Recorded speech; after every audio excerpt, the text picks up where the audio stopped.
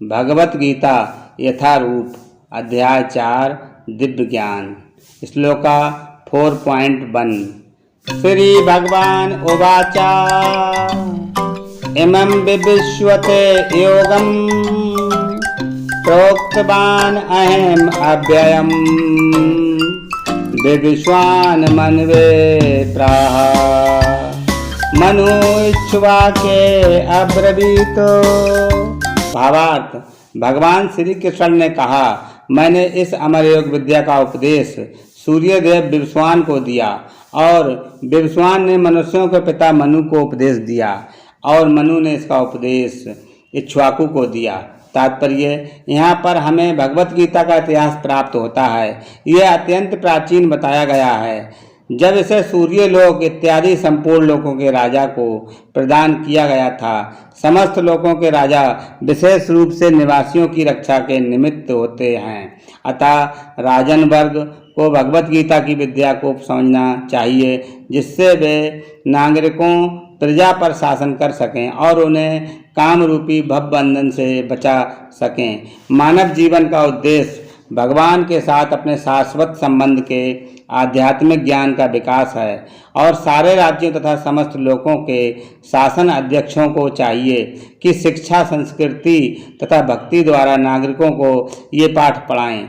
दूसरे शब्दों में, सारे राज्य के शासन अध्यक्ष कृष्ण भावना अमृत विद्या का प्रचार करने के लिए होते हैं, जिससे जनता इस महाविद्या का लाभ उठा सके और मनुष्य जीवन के अवसर का लाभ उठाते हुए सफल मार्ग का अनुसरण कर सके।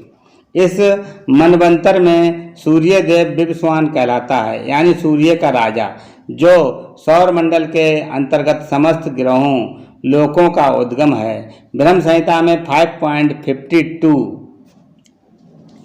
कहा गया है, यच्छुरेश सविता सकल ग्रहाणाम राजा समस्त सुरमूर्तिर शेष तेजा यस्याज्ञा भ्रमति संभ्रत काल चक्रो गोविंदम आदि पुरुषम तमहम भजामी।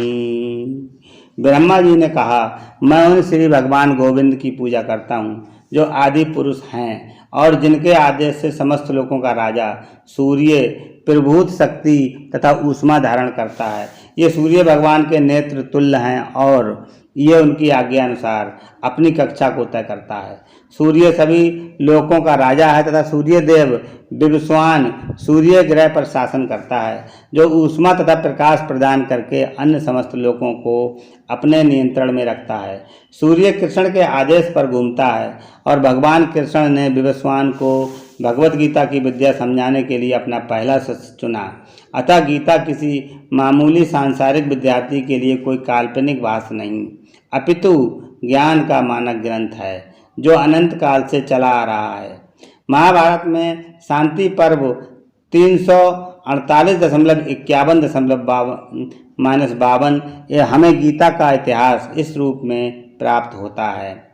त्रेता युगादो चाततो विवस्वानम नवेददो मनुश्च लोक व्रतर्थम सुताय इक्ष्वाकवे ददो इक्ष्वाकुणा चात कथितो व्याप लोकानवस्थिता। त्रेता युग के आदि में विवस्वान ने परमेश्वर संबंधी इस विज्ञान का उपदेश मनु को दिया और मनुष्यों के जनक मनु ने इसे अपने पुत्र इक्ष्वाकु को दिया। इक्ष्वाकु इस पृथ्वी के शासक थे और उस रघुकुल के पूर्वज थे जिसमें भगवान श्री राम ने अवतार लिया। इससे प्रमाणित होता है कि मानव समाज में महाराज इक्ष्वाकु के काल से ही भगवत गीता विद्यमान थी।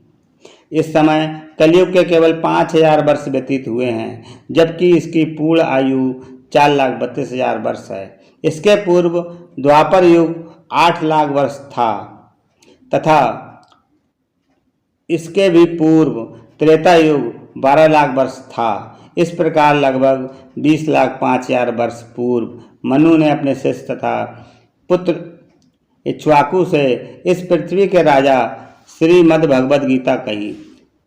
वर्तमान मनु की आयु लगभग 30 करोड़ 53 लाख वर्ष अनुमानित की जाती है। जिसमें से 12 करोड़ 4 लाख वर्ष बीत चुके हैं। ये मानते हुए कि मनु के जन्म से पूर्व भगवान ने अपने से सूर्यदेव विवस्वान को गीता सुनाई।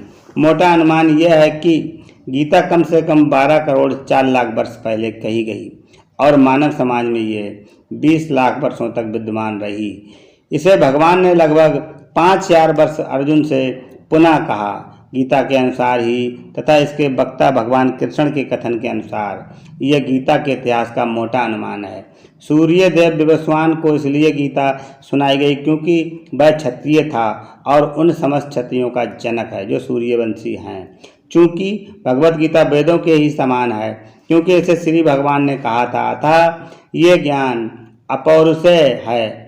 चूँकि वैदिक आदेशों को यथारूप में बिना किसी मानवीय विवेचना के स्वीकार किया जाता है, फलतः गीता को भी किसी सांसारिक विवेचना के बिना स्वीकार किया जाना चाहिए। संसारी तार्किक जन अपनी अपनी विधि से गीता के विषय में चिंतन कर सकते हैं, किंतु यह यथारूप भगवत गीता नहीं है। अतः भगवत गीता को गुरु परंपरा से यथारूप में ग्रहण करना चाहिए। यहाँ पर यह वर्णन हुआ है कि भगवान ने इसे सूर्यदेव से कहा, सूर्यदेव ने अपने पुत्र मनु से और मनु ने अपने पुत्र इक्ष्वाकु से कहा। हरे कृष्णा।